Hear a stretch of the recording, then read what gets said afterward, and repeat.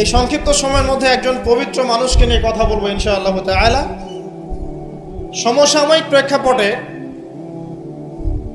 বিশেষ করে শেষ 100 বছরে যখন থেকে অটোম্যান এম্পায়ারদের ডিফিট করা হয়েছে 1921 সালের পর থেকে এই ট্রেন্ডটা খুব বেড়ে গেছে।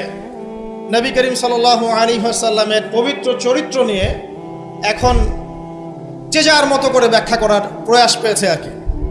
যদিও এটা আবু লাহাবের সুন্নাহ, আবু জাহেলের সুন্নাহ, এটা উতবা বিনতে আমের আরেকজন ছিল, উতবা বিনতে আবু মুঈদ, আরেকজন ছিল সাল্লাম বিন আবু হুকাইক, আরেক ব্যক্তি ছিল আশনাক বিন শারিক, এরকম কিছু একটা তার নাম।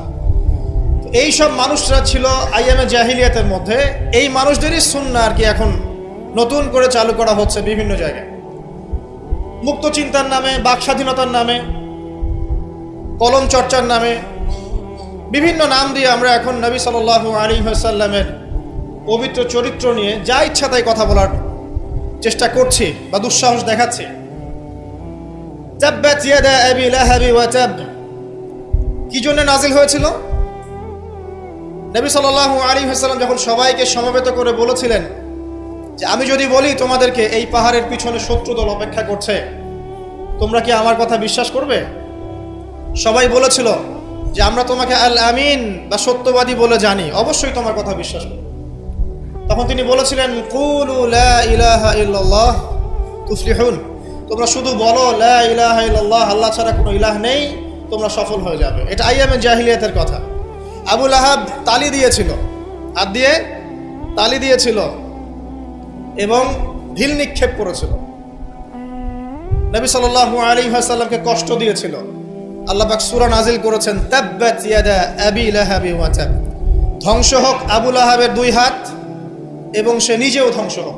কিয়ামত পর্যন্ত এই পৃথিবীতে যদি একটা মুসলিমও বেঁচে থাকে এবং সে যদি কোরআন পড়তে জানে, সে আবু লাহাবকে এই সূরা পড়ার মধ্য দিয়ে অভিশাপ দিবে ইনশাআল্লাহ তাআলা। এটা নবী সাল্লাল্লাহু আলাইহি ওয়াসাল্লামের শান, তার মর্যাদা। সে শুধু একবার বলেছে হাততালি দিয়ে, এই কথা বলার জন্য আমাদেরকে ডেকেছিলে? এই কথা বলার জন্য আমাদেরকে ডেকেছ? আমরা আমাদের বাপ দাদাদেরকে, তাদের ইলাহকে ত্যাগ করে তোমার এক আল্লাহ বিশ্বাস করব, এই জন্য ডেকেছ? ঢিল নিক্ষেপ করেছিল, গালি দিয়েছিল। তার আপন চাচা নবী সাল্লাল্লাহু আলাইহি ওয়াসাল্লামের আপন চাচা, আল্লাহ পাক আয়াত নাজিল করলেন আবু লাহাব ধ্বংস হোক এবং সে নিজেও